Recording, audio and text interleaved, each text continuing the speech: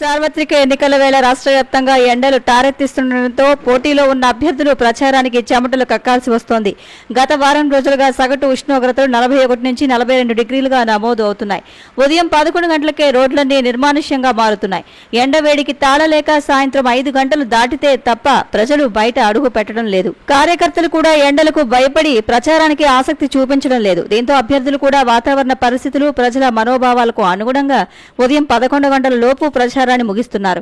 సాయంత్రం 5 నుంచి రాత్రి 9 గంటల వరకు ప్రచారాన్ని నిర్వహిస్తున్నారు. నిత్యం ఏసీ గదుల్లో ఉండి ఏసీ కార్లలో తిరిగే రాజకీయ పార్టీల అభ్యర్థులు, నేతలు కీలకమైన ఎన్నికల సమయం కావడంతో తప్పనిసరి పరిస్థితుల్లో బయటకు రావాల్సి వస్తోంది. పోలింగ్ జరిగే మే 13వ తేదీ వరకు తమ రాజకీయ భవిష్యత్తు కోసం ఎండవేడిని భరించాల్సిందే. రాజమహేంద్రవరంలో వేలాది మంది కుటుంబాలకు ప్రత్యక్షంగా, పరోక్షంగా ఉద్యోగ, ఉపాధి అవకాశాలు కల్పిస్తున్న ఆంధ్రప్రదేశ్ పేపర్ మిల్లు మరోసారి మూతపడింది. బుధవారం రాత్రి యాజమాన్యం పరిశ్రమకు లాకౌట్ ప్రకటించింది. కొత్త వేతన ఒప్పందం కోసం 23 రోజులుగా కార్మికులు సమ్మె చేస్తున్నారు. ఈ నేపథ్యంలో ఒక్కసారిగా లాకౌట్ ప్రకటించడంతో కార్మికులు ఆందోళన వ్యక్తం చేస్తున్నారు. పాత వేతన ఒప్పందం 2020 జూన్ 30తో ముగియనుండటంతో కొత్త వేతన ఒప్పందం చేయాలని డిమాండ్ చేస్తూ సుమారు 2800 మంది కార్మికులు దశల వారీగా ఆందోళన నిర్వహిస్తున్నారు. వేతన ఒప్పందం కోసం యాజమాన్య ప్రతినిధులు, కార్మిక సంఘాల నాయకులు, కార్మిక శాఖ ఆధ్వర్యంలో చర్చలు ఫలప్రదం కాలేదు. జిల్లా collector Madhavilatha, SP K Jagadish చర్చలు జరిపినా ఫలితం లేకపోయింది. ఈ అంశాన్ని ముఖ్యమంత్రి జగన్మోహన్ రెడ్డి దృష్టికి కూడా తీసుకువెళ్లారు. 1921లో paper mills Carnatic paper mills limited గా స్థాపించారు. తొలి రోజుల్లో మిల్లు ఎటువంటి లాభాలను ఆర్జించకపోవడంతో దివాళా తీసి మూతపడింది. ఆ తర్వాత ఏపీ ప్రభుత్వంతో పాటు యాజమాన్య హక్కులు పలుచేతులు మారాయి. చివరకు మరోసారి బంగూర్ల చేతుల్లోకి వచ్చింది. వేతన సవరణ, ఇతర సమస్యలపై పేపర్ మిల్లుకు పలుసార్లు లాకౌట్ ప్రకటించారు.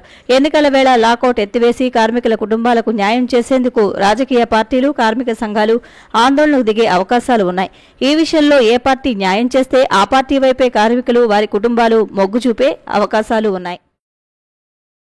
రానున్న రోజుల్లో బాణుడు బగబగ మండనున్నాడు. రాబోయే 5 రోజుల్లో దేశంలోని కొన్ని రాష్ట్రాల్లో వేడిగాలులు తీవ్రత పెరుగుతుందని వాతావరణ శాఖ హెచ్చరించింది. ముఖ్యంగా పశ్చిమ బెంగాల్, ఒడిశా, జార్ఖండ్, బీహార్లో వాతావరణం వేడిగా ఉంటే కోస్తాంధ్ర, తమిళనాడు, పుదుచ్చేరి, కర్ణాటక, గోవా, కేరళ, పశ్చిమ బెంగాల్, బీహార్లో వడగాల్పులు, తీవ్రమైన ఉక్కపోతతో ప్రజలు ఇబ్బందులు ఎదుర్కొంటారని ఐఎండీ వెల్లడించింది.